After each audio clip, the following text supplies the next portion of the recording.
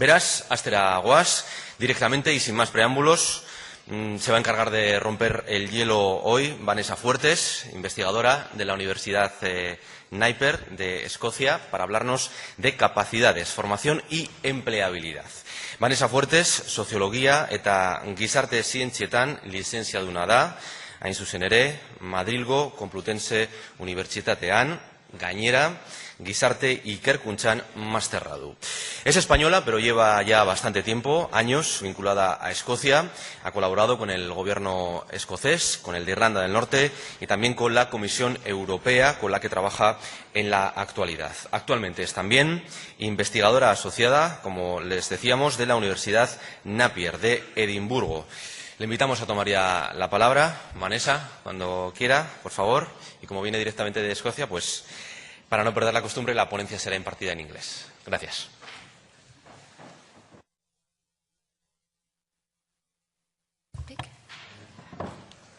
Hola, buenos días.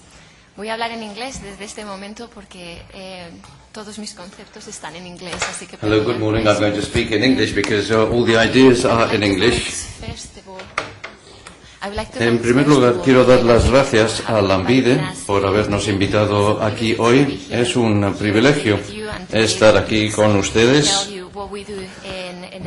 para poder hablarles de lo que hacemos en el Instituto de Investigación de Empleo, y también quiero dar las gracias a Deloitte, y quiero decir que el director del instituto, el profesor Robert McQuaid, lamenta no poder estar aquí, por ese motivo estoy yo.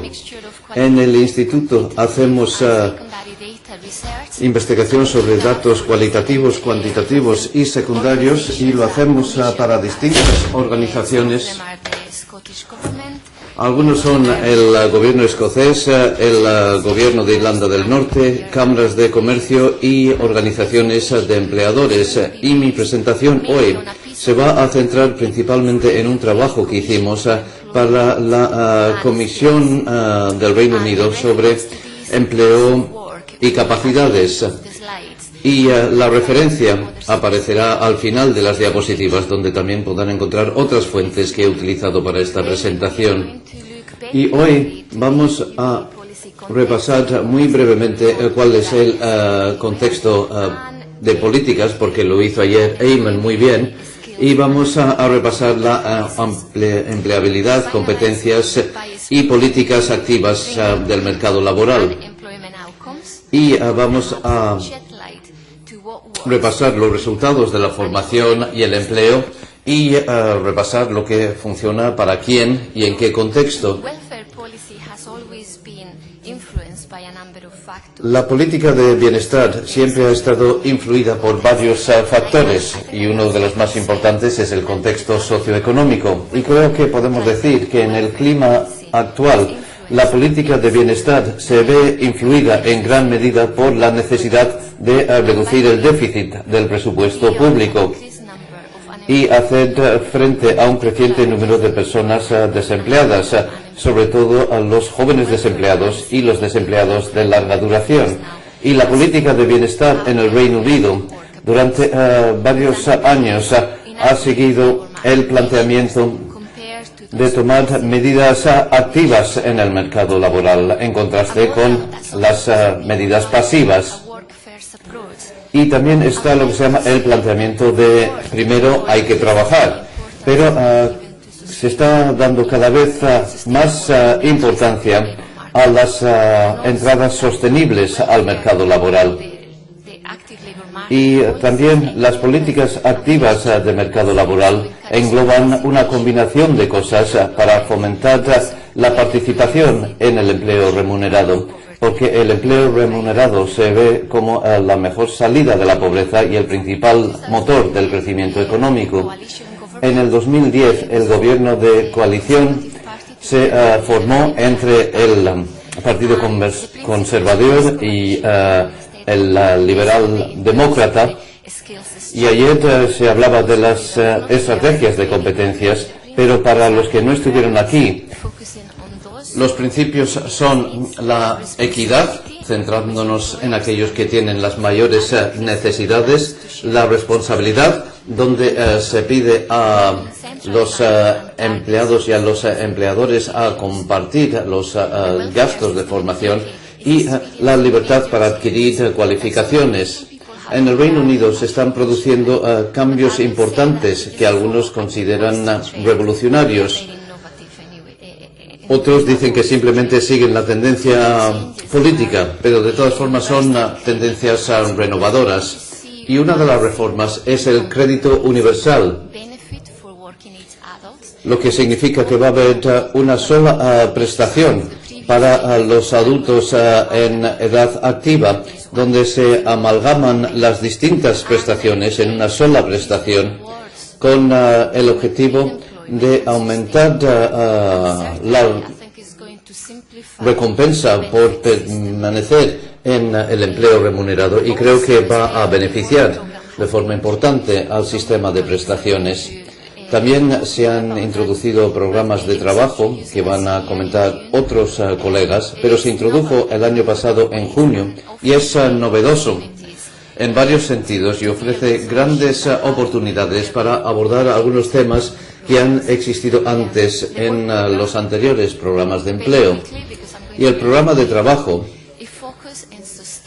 se centra en una transición sostenible hacia el trabajo y se paga en función del resultado, y también hace una diferenciación entre diferentes grupos de personas desempleadas, y también tiene un planteamiento de caja negra por parte del gobierno central, y a los proveedores les da bastante libertad en cuanto a las políticas para ayudar a los desempleados a pasar al trabajo remunerado. También vemos que hay un creciente localismo o una creciente localización de las estrategias de bienestar en el empleo.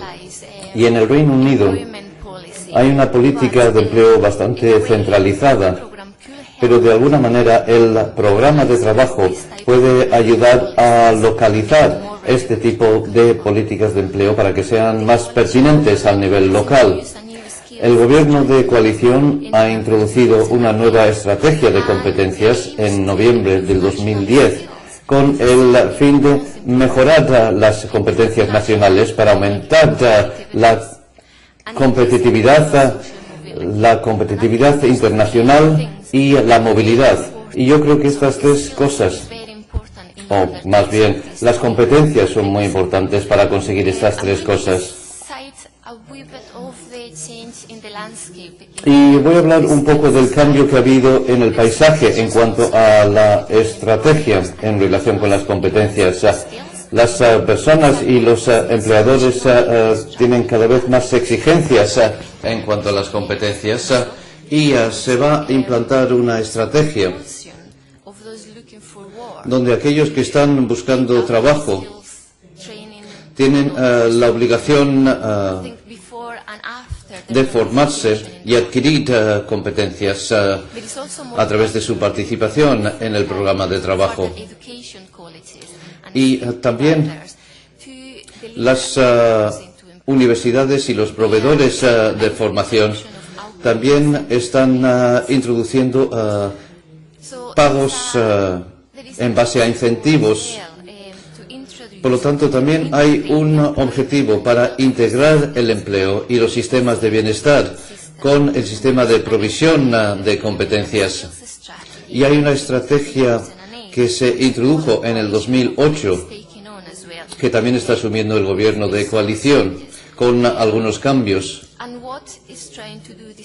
Y lo que intenta hacer esta estrategia, una estrategia de integración, es reunir a los empleadores, los individuos y los proveedores.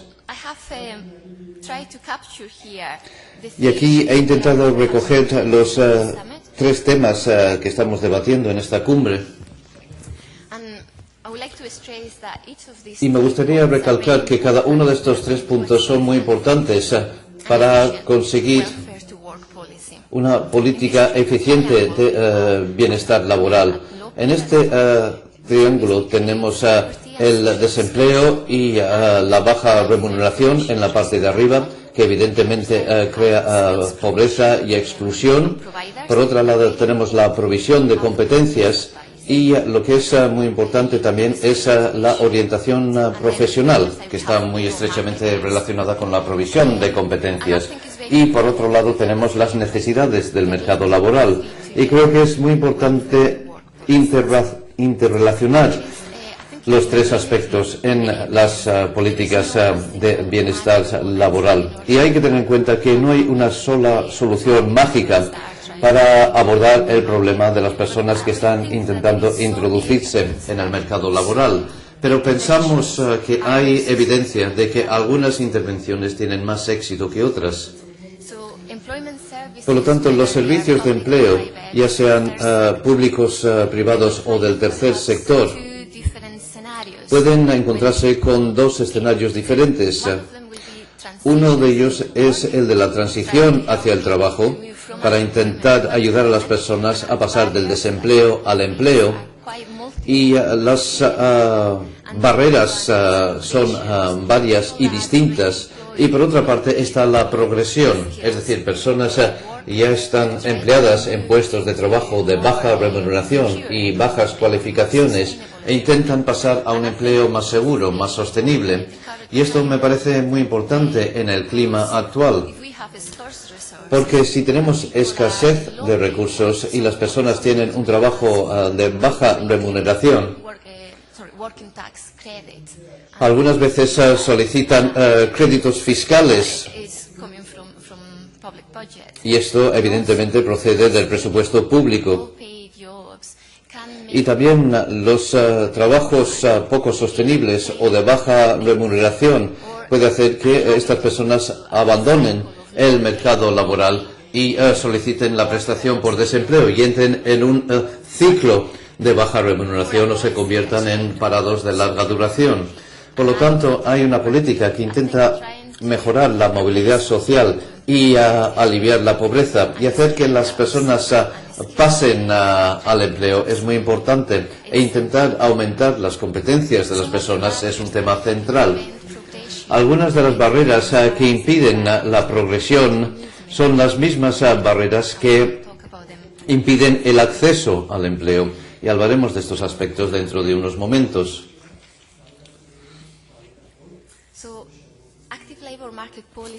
Las políticas activas tienen una definición de la empleabilidad que incluye no solamente los factores individuales, sino también otros factores. Y McQuaid y Lindsay en el 2005 propusieron un marco de empleabilidad que utilizo aquí.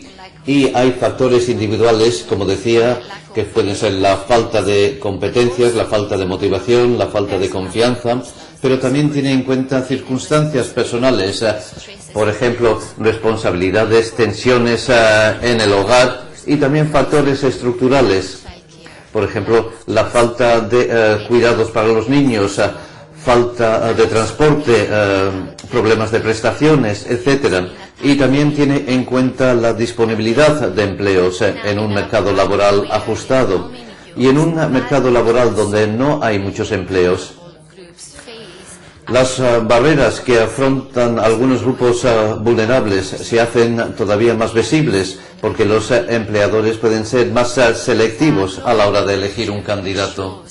Hay cada vez más literatura que indica que las desventajas individuales y personales muchas veces son múltiples, se solapan y se acumulan. Por ejemplo, alguien con paro de larga duración puede tener una falta de competencias actualizadas, pero también puede tener problemas de confianza y problemas de salud. Y nos damos cada vez más cuenta que las intervenciones hechas a la medida de la persona son más eficaces, pero los servicios a la medida requieren un planteamiento integral en relación con la prestación de servicios. Y aquí tengo el reto de la integración. Y este reto de la integración, o esta trinidad de integración, forma parte de un marco teórico y de investigación que utilizamos en nuestro proyecto actual. para la Comisión Europea, que está analizando el mundo local de la cohesión social, y el nombre es Localize, como se ve en el logotipo, y esto pretende integrar los servicios para que los servicios puedan estar unidos y a la medida de las necesidades individuales. Hace falta integrar diferentes campos políticos. Por ejemplo, la política de cuidado de los niños, la política de la vivienda, integrado con la política de salud y la política de empleo. Y puesto que hay distintos proveedores públicos, privados y del tercer sector, hay que tener coordinación entre ellos para proporcionar un servicio eficaz. Y el papel del gobierno local es vital para llevar a cabo la integración entre las políticas nacionales, regionales, locales y también europeas. Así que en este contexto de integración es donde se encuentran estas políticas, y es un contexto complejo. Y es clave el aumento de las competencias para la progresión. Y cuando hablamos de competencias básicas y hablamos también de competencias genéricas, que son la empleabilidad, o competencias más blandas, así como atributos personales, conductas y cualificaciones que tienen un efecto positivo más directo sobre los resultados en el mercado laboral a través de aprendizaje, por ejemplo, para la adquisición de competencias de más alto nivel. Y esto es especialmente eficaz a la hora de conseguir resultados de empleo. En general, si hay un mayor nivel de competencias o cualificaciones, es más probable que consigas un empleo, que aumentes la sostenibilidad del empleo y que tengas una remuneración mayor. Y yo creo que este patrón se produce en los distintos países. Y el recibir formación mientras estás en desempleo también aumenta la probabilidad de conseguir un trabajo. Pero la educación es algo también central en la movilidad social. Si repasamos la literatura que existe sobre la eficacia de la formación, lo que tenemos es la sugerencia de que las intervenciones en formación pueden tener efectos positivos sobre los resultados de empleo, pero son menos positivas que otras intervenciones, por ejemplo, en la orientación profesional. Esta sugerencia existe, pero el argumento en contra es que los efectos a larga duración de la formación y los efectos invisibles de la información, que a veces se llama capital humano, son más sutiles y a más largo plazo, lo que sugiere que si queremos medir el impacto de la formación necesitamos emplear una perspectiva a largo plazo, y algunas veces las ganancias a corto plazo producidas por una entrada inicial más rápida en el empleo, a la larga puede producir efectos menos positivos. Por ejemplo, pasar a un empleo que no es apropiado puede producir una salida bastante rápida de la situación de empleo. Y también hay un par de estudios de investigación de la encuesta británica que indica que la formación produce resultados en el empleo. Por lo tanto, vamos a recapitular. Aunque la evidencia indica que la formación puede ser menos eficaz que otras intervenciones, la formación puede proporcionar mayores beneficios a largo plazo. Y el aceptar cualquier trabajo no es una solución sostenible a la empleabilidad. Antes hablábamos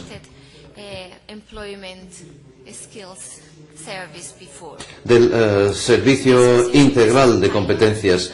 Esto se introdujo como piloto en el 2008 y pretende encontrar nuevas formas de trabajar para integrar los servicios de empleo y de competencias. Y algo central en esto fue la colaboración entre Job Center Plus a nivel local y los siguientes pasos, que eran los servicios profesionales para adultos.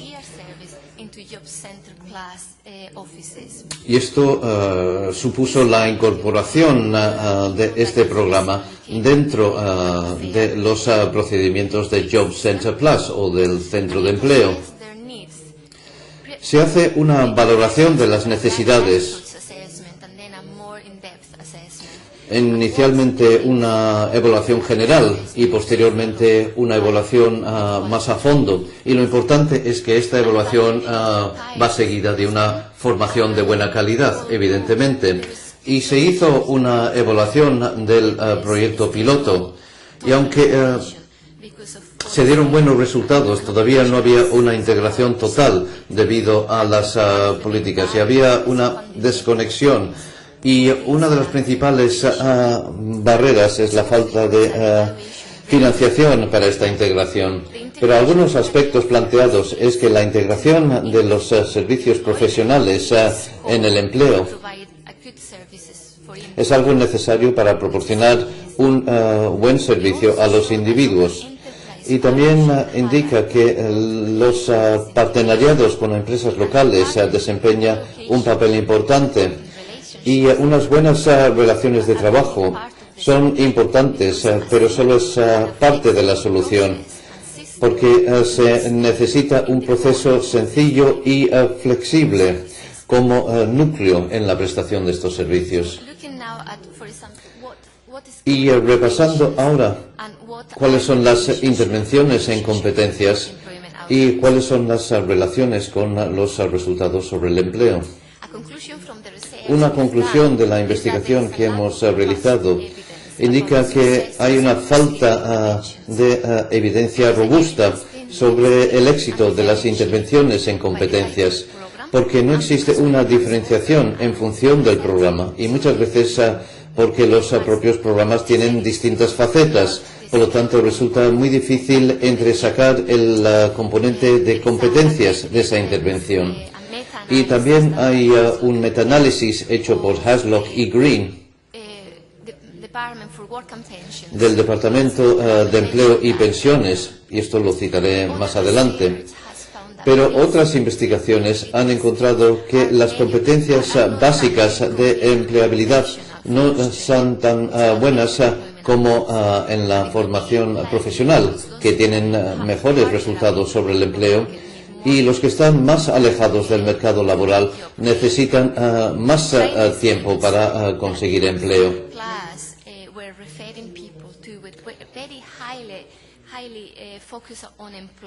El centro de empleo Job Center Plus se centraba mucho en los certificados o las titulaciones que proporcionan a las personas cualificaciones para el empleo. Y esto se encontró que era muy importante para la transición, pero no tanto para la progresión hacia mejores empleos. Y la evaluación realizada por el Consejo de Aprendizaje respecto a la formación proporcionada por las universidades indicaban que debía producirse un cambio en cultura. Y que sería necesario mantener contacto con los asesores de empleo, también crear servicios de mentores y equipos de asesoramiento de empleo. Y en el Reino Unido se está intentando abordar estos temas que tienen que afrontar las universidades en relación con las personas desempleadas que participan en sus cursos.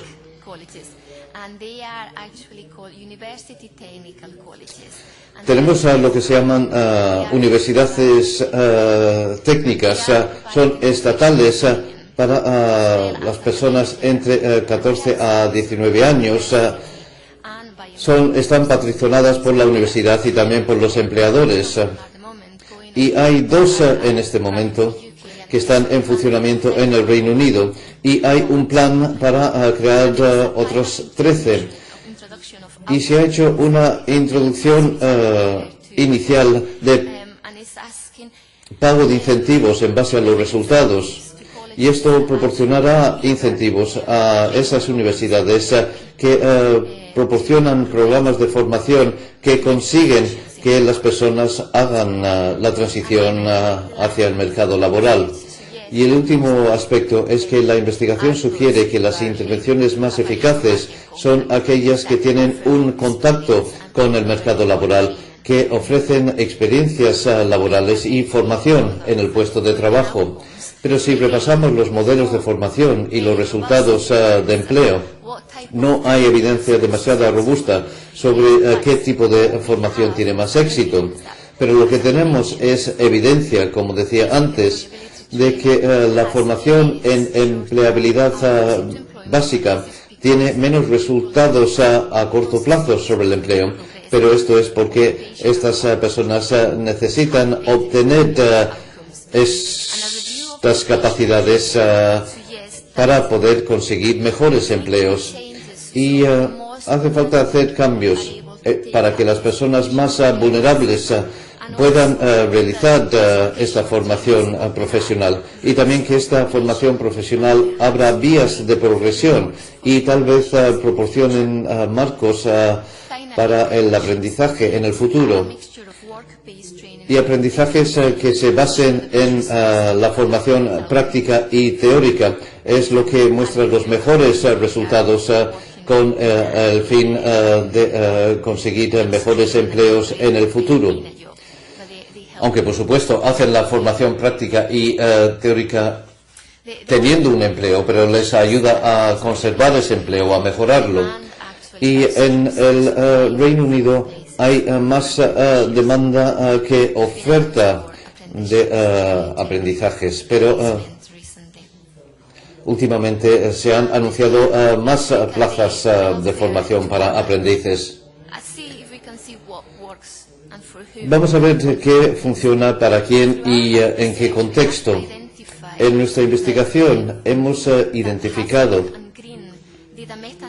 Havelock y Green hicieron un metaanálisis para el Departamento de Empleo y Pensiones sobre el apoyo que proporcionan para los que reciben prestaciones de bienestar, y han hecho un estudio de qué funciona para quién, y han encontrado que ningún modelo está relacionado con ninguna intervención concreta, sino que hay distintas variaciones, y que los aspectos fundamentales son la motivación del que busca empleo, que muchas veces se encuentra más en la formación voluntaria que en la formación obligatoria, y la experiencia laboral y las simulaciones de intervenciones que dan a los participantes la oportunidad de obtener experiencias laborales reales o simuladas.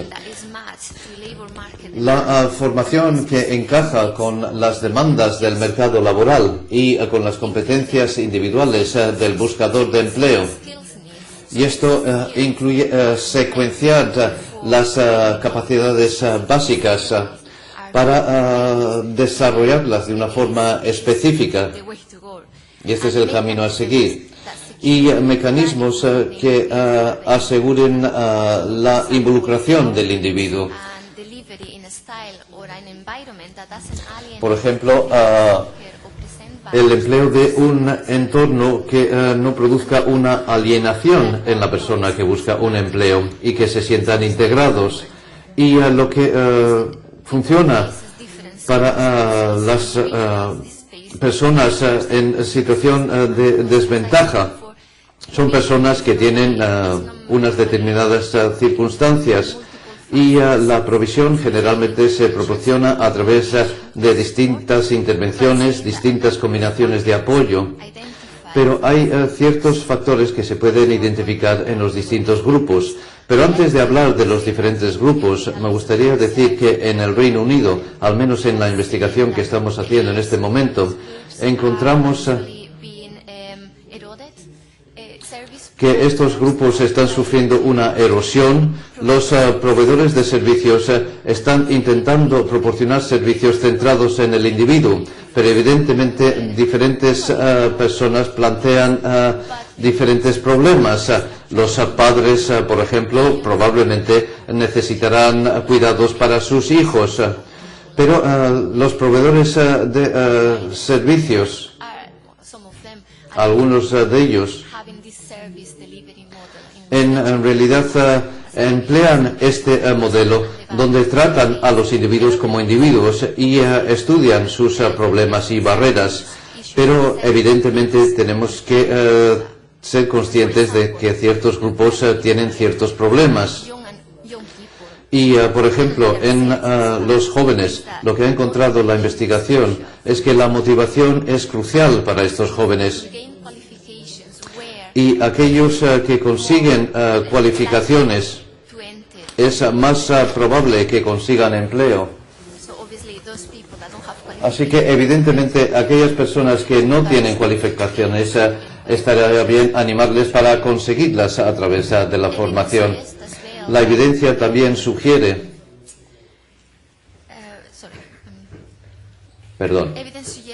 la evidencia también sugiere que la experiencia laboral y la tarea de hacer de mentores es muy importante para los jóvenes.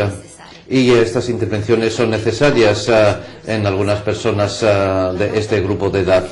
En las personas mayores, las personas de 50 años o más, y tal vez lo tengamos que cambiar debido a los cambios demográficos que se están produciendo, pero la formación para aquellos que tienen 50 años o más es más eficaz si existe una clara relación entre esta formación y los objetivos de empleo, y si existe una diversidad en la provisión de servicios. Por lo tanto, la mejora de las competencias en este grupo de edad es muy importante, pero un asesoramiento y orientación precoz es vital porque puede evitar la pérdida de confianza y también puede ayudar a contrarrestar la discriminación del empleador. Y los asesores también son claves, y la formación tiene que ser diseñada para hacer frente al hecho de que las personas mayores a veces son reacios a aprender o a formarse. Y en este grupo es especialmente importante y hay que prestar atención a esto. Para las padres o madres solteras también es muy importante aumentar la confianza y proporcionar soluciones para cuidar de sus hijos. Y la flexibilidad también es algo crucial, pero es algo que tienen que fomentar los empleadores. Vamos a pasar a la siguiente, que son las discapacidades.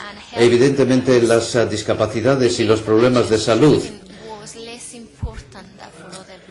era menos importante que para otros grupos en cuanto a las intervenciones de formación. Y lo que es más importante es la mejora de salud que se produce en estas intervenciones.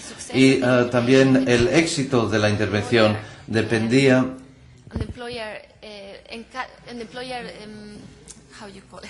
¿cómo se dice? Perdón, ahora no me sale la palabra en inglés. La capacidad del empleador para llevar a cabo cambios en el entorno de trabajo, para apoyar a las personas con problemas de salud o con discapacidades. Es muy importante contemplar una vía que sea amplia y que discurra con fluidez. Y para estos grupos es mejor si dirigimos la formación hacia la presencia de una carencia. Y es muy importante dar todo tipo de apoyo. Pero si analizáramos el caso de las minorías étnicas,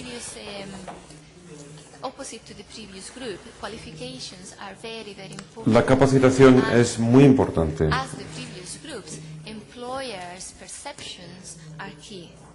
Y aquí entran en juego también las percepciones del empleador. Hay que tenerlas en cuenta como un elemento clave. Y después están los parados de larga duración. Lo que ha funcionado mejor para estos grupos consiste en exponer a estas personas a trabajos y no así a procesos de formación.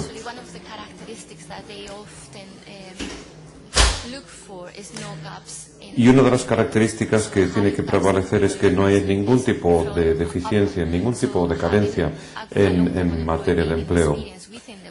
De esta manera se genera una experiencia en los lugares de trabajo y esto es algo muy importante de cara a conseguir una progresión y de cara a avanzar hacia un empleo. Pero si viéramos las transiciones y vemos qué es lo que podemos hacer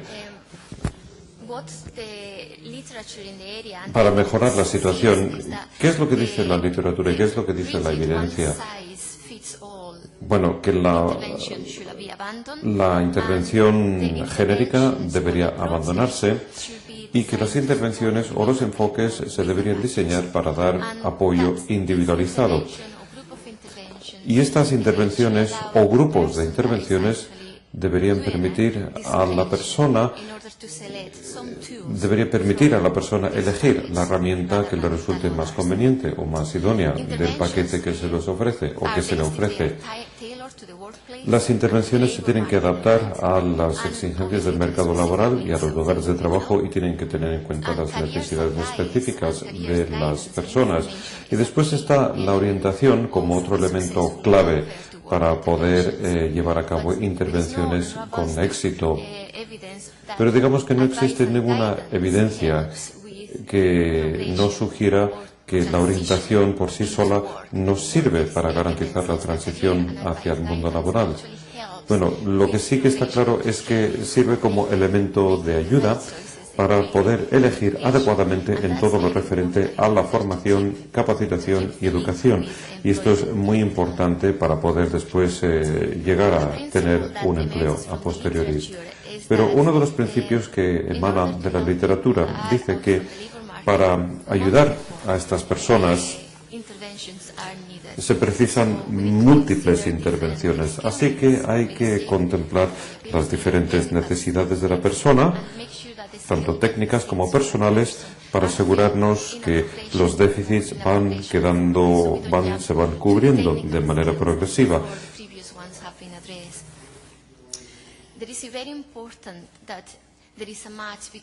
Es muy importante que haya una coincidencia entre las necesidades de los empleadores, cosa que se citó mucho ayer, y las necesidades de la persona.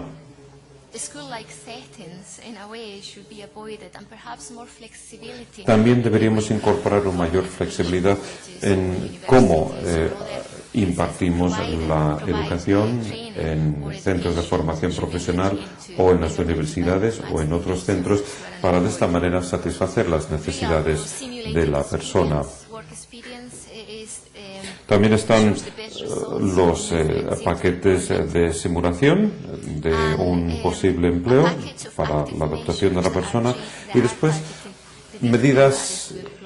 medidas que contemplan los diferentes parámetros que tienen que ver con un empleo. Así que es muy importante contar con un paquete holístico como mecanismo de ayuda para poder conseguir empleos para las personas. Bien, eso era la transición. Pero para pasar al mundo del empleo, ¿cómo podemos ayudar a estas personas? La evidencia sugiere que hay una serie de políticas claves que se pueden implantar para llevar a cabo esta progresión.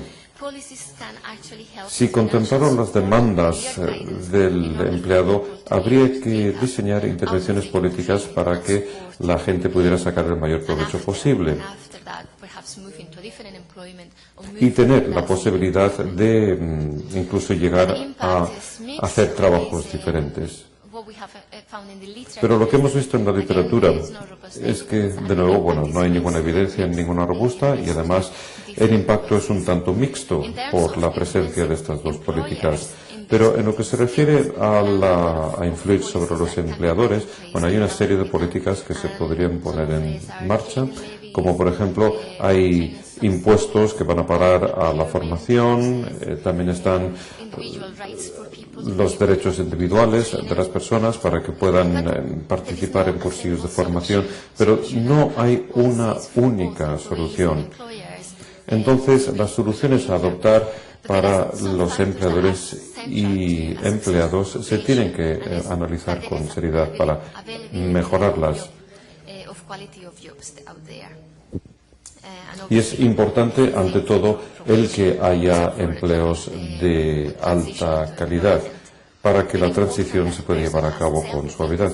Es muy importante que la persona tenga también una suficiente capacitación y una suficiente eficacia y que tenga también acceso a las oportunidades de formación. El desarrollo personal es muy importante y está claro que hay que ofrecer el mayor número posible de posibilidades de formación. Pero esta formación debe estar claramente definida en todas sus vías, basado en un sistema sólido de educación. También es necesario trabajar a través del partenariado, a través de los centros de empleo, a través de las patronales, para de esta manera establecer una formación que sea significativa y que además tenga en consideración las necesidades del mercado. Pero por último, me gustaría hablar sobre algo que se está llevando a cabo en Edimburgo. Bueno, también posiblemente se esté haciendo en muchos sitios, pero se trata de este concepto de las destrezas estratégicas. Y lo que está sucediendo es que ahora los partenariados están analizando las diferentes necesidades de las personas en paro. Y esto se define como el pipeline de destrezas estratégicos, puesto que lo que queremos hacer es preparar a estas personas para que se puedan incorporar a un empleo. Y el sector primario y secundario están trabajando juntos para montar un servicio al que puedan acudir estas personas para recibir información sobre orientación. Por ejemplo, en la fase 1 llegará un beneficiario o un cliente y le vamos a dar las referencias de los diferentes proveedores del sector público y privado para abordar problemas de vivienda, problemas de drogodependencias y problemas de salud. Y después el cliente pasa a un segundo nivel donde se intenta dar un mayor nivel de apoyo, que es donde entran en juego una serie de organizaciones. Y después, en la siguiente fase, tenemos ya lo que se refiere a la formación que es proporcionada por diferentes organizaciones para llegar ya a lo que es la formación profesional, que en ese momento ya tiene mucha relevancia, y es ahí cuando ya se dan o se aplican medidas de apoyo, se intenta desarrollar a la persona en más profundidad para prepararle para asumir un empleo. Y como ven, la última fase ya se trata de la fase de mejora para que esta persona pueda pasar a un empleo de más alto nivel.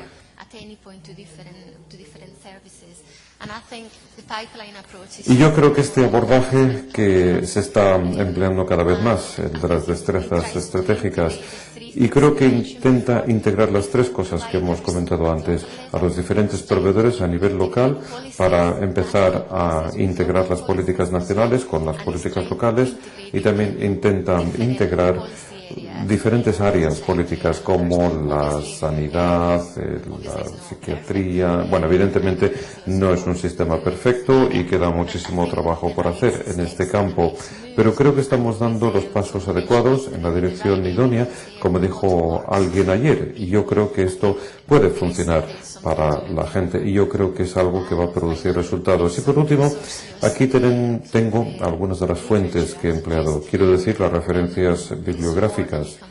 Bueno, podéis encontrar más cosas en nuestra página web, pero bueno, aquí están los detalles del contacto por si quieren poner en contacto conmigo o cualquier otra persona de nuestra institución.